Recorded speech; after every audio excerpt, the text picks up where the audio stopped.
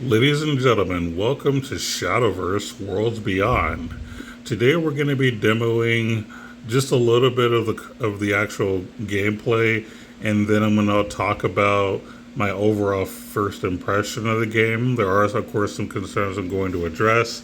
Some of you already know, but I figured, since I do cover this game quite a bit, I should talk about some of that stuff too. But let's first just take a look at what this game is, how it plays. So, for those who don't know, this is a collectible card game. It does have a story, which, by the way, I haven't really done much of the story. I just did the prologue and that's it. So, don't have really any feelings about the story yet. And they also have a Shadowverse park where you can kind of socialize with people, be in guilds and stuff. I'll be honest, I'm not paying a whole lot of attention to the park thing. I'm not really a big social person.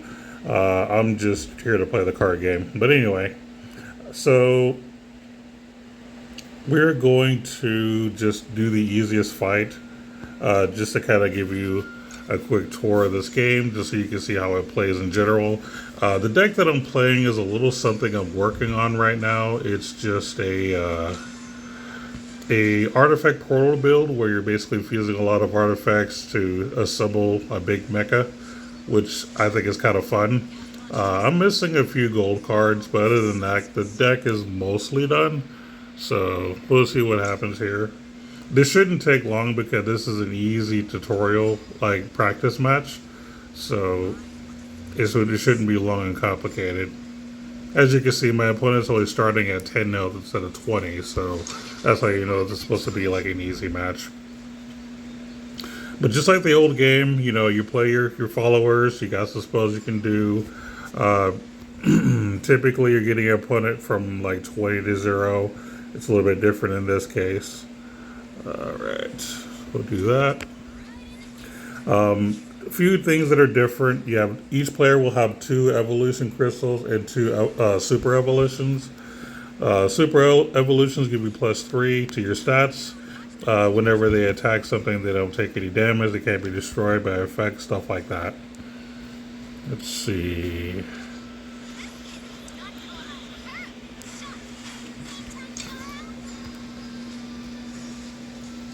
Overall, as far as the gameplay itself, I think it's fine. I mean, it's basically like old Shadowverse with a few tweaks, and I think the tweaks are decent.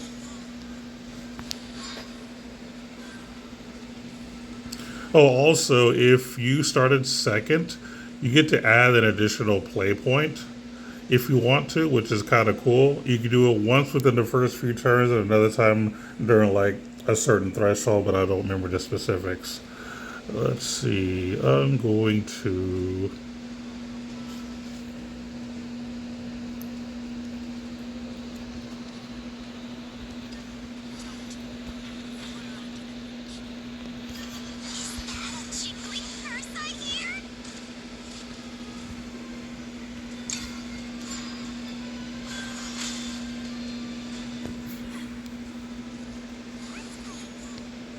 They do have a lot of voice acting, just like they did in the original, so that hasn't changed.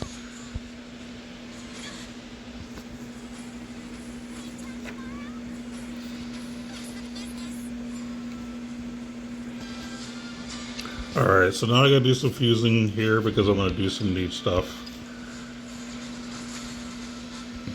This is part of what the deck's supposed to do.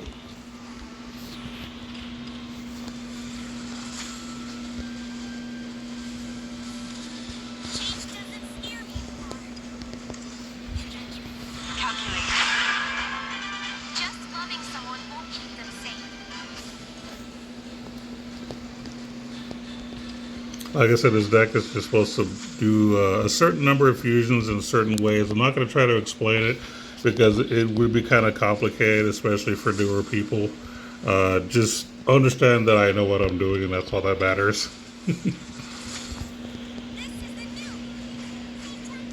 I'm just assembling the pieces of Exodia, that's all.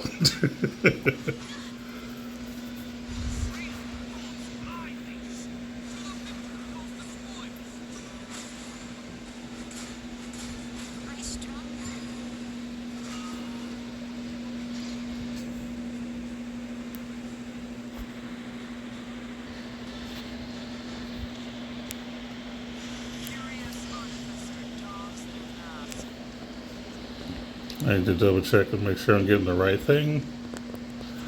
If I can tap these correctly.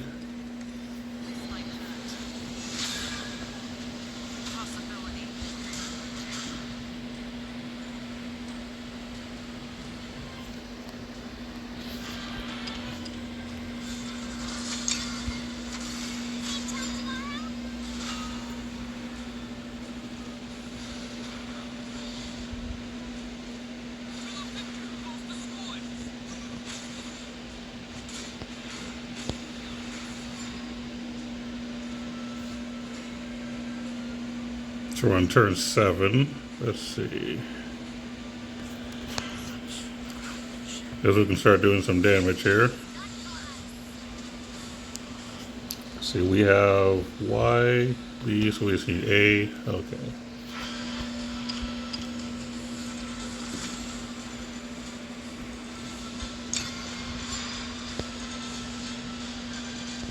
There's more stuff I could have done, but it would have been pointless. Well, I guess technically no. I could have done extra 3 damage, but not important here.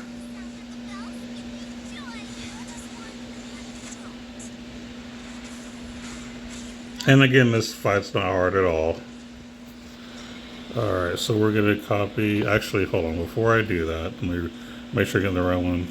Yeah, that's what I want. Okay. 1, 2...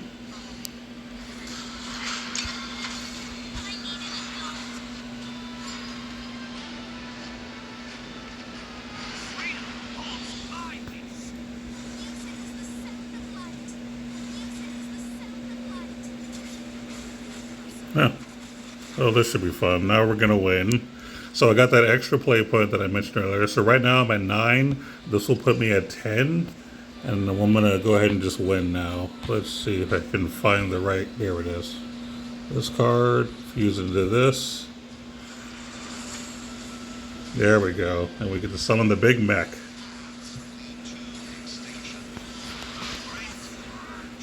Bam. And this is kind of how the game plays.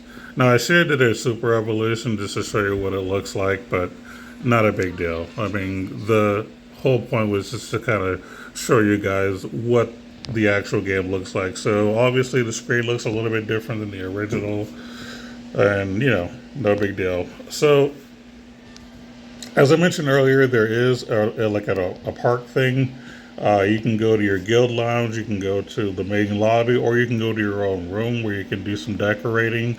I do have a guild that I've created called Coffee Break, but I haven't done anything with it yet because right now I'm just kind of doing practice matches and stories, so I haven't really been doing like ranking stuff quite yet to actually earn stuff. But they do have a lot of stuff you can do in the lobby, like some kind of event where you can get stuff.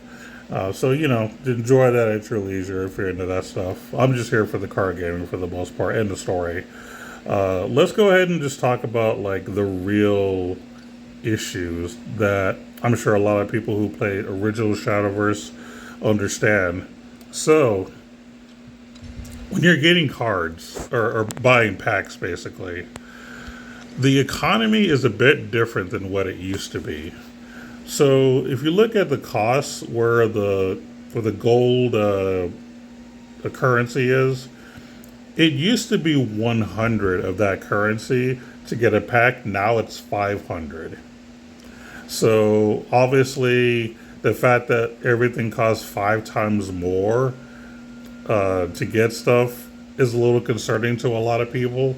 That was the very first thing that I noticed, and I was like, wow, that's kind of crazy. Does it bother me? Not completely.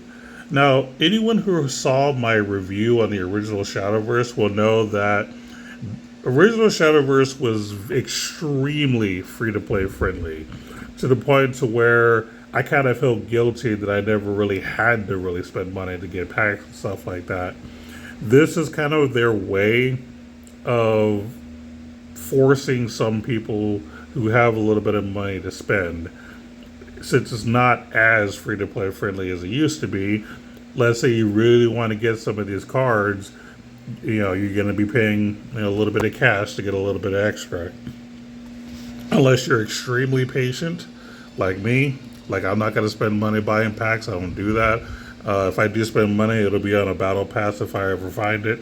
But uh, but for someone who's not so patient and wants all the cards now, uh, yeah, you may have to shell out some cash because the economy is not as good as it used to be. I don't see it as a complete negative because again, at the end of the day, the company is a business and they're trying to make money, and the last game was probably too free to play friendly, so they're kind of making up for that, so they don't lose so much revenue.